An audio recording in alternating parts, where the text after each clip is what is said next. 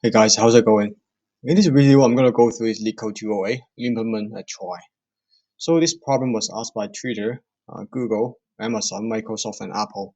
So as you can see, this question by itself is not that popular, but it's actually a very important building block for solving other problems. So let's dive in. So a try or prefix tree is the tree data structure used to efficiently store and retrieve keys in the data of strings. There are various applications of the data structure such as autocomplete and the spell checker.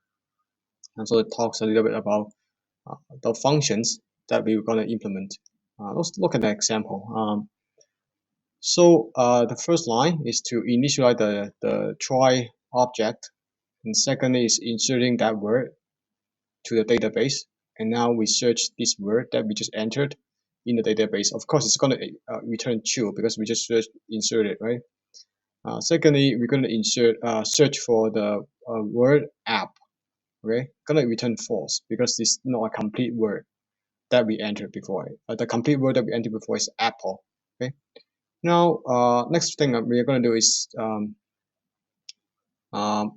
use this is another function, right? This is one function. So this one function we have to implement. The second function we implement is the third function we implement. Start with.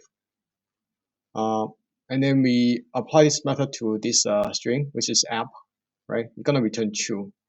So start with, the difference between start with and search for the complete word. Start with, which is search for this prefix.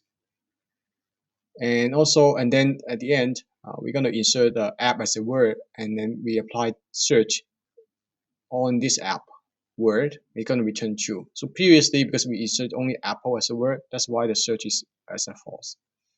So let's look at the try on the graphic. So this is a try, and let's say the data we're given is LE, lead, and code.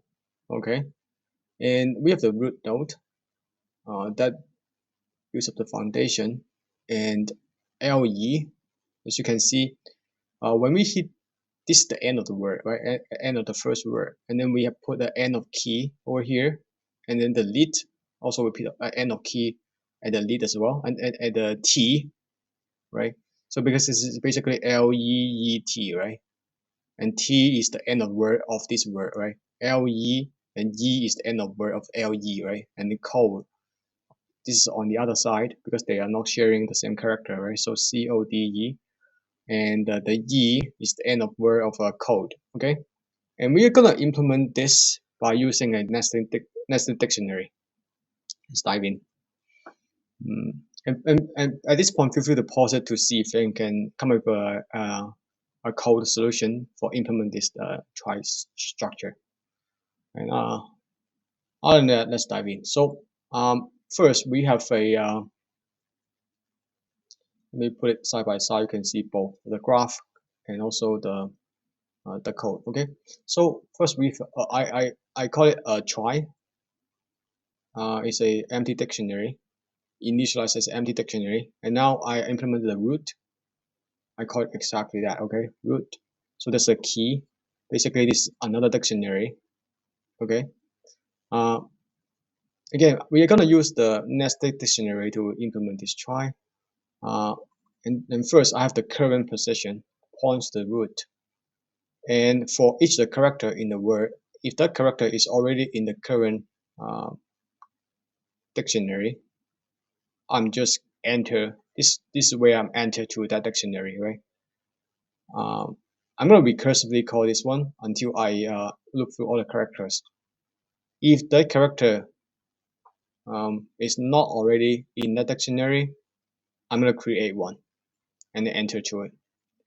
And at the end, when I exit from this for loop, I'm going to put a pound sign as a key, value as a true as a boolean. This doesn't really matter over here. Actually, I just want to mark it. That's at the end of the word. I think this is pretty abstract. Let me print it off to show you what it's actually doing in these few lines of code. After you see that, I think it's pretty clear. I'm gonna print out the word that given. also the trie that we work on, the code. So for this example, right, that we just went through, we have two words that inserted when which call this method, right? So the first word we inserted was apple, right, over here. The second word that we inserted was app. Okay. So after we get out this for loop, after we get out from this function, for the when we call it when it was apple, the dictionary that we generated looks like this. Okay. First thing would be it looks like oops looks like this. Okay. So the first key will be the root.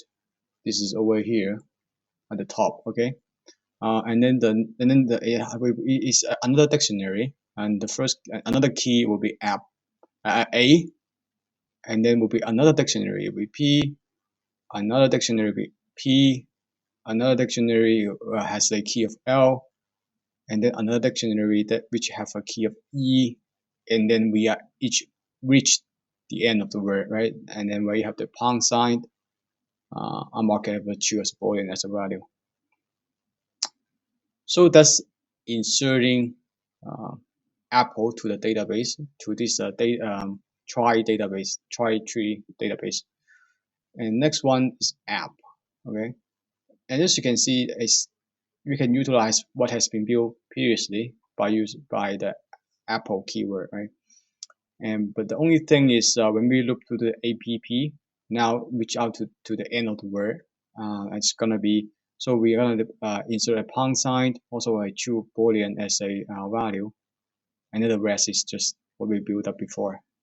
Okay, so this is exactly how can we build up a trie data structure by using a nested dictionary.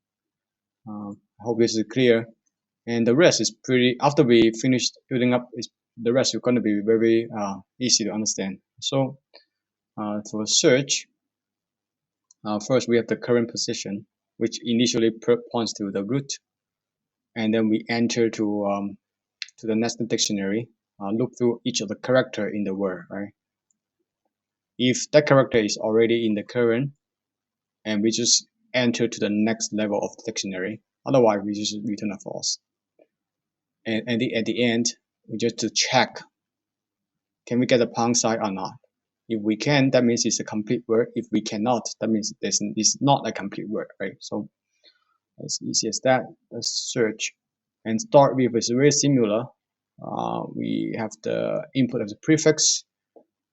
Current position is just initially points to the root, and then for all the p in prefix, and then we enter to the nested dictionary layers by layer. Okay, and if we cannot find, we just immediately stop the whole thing and return a false. Otherwise, we go through the entire all the characters in the prefix, return a true. Submit that. It takes a little bit, and it works. So for time complexity, it's gonna be a big O of m.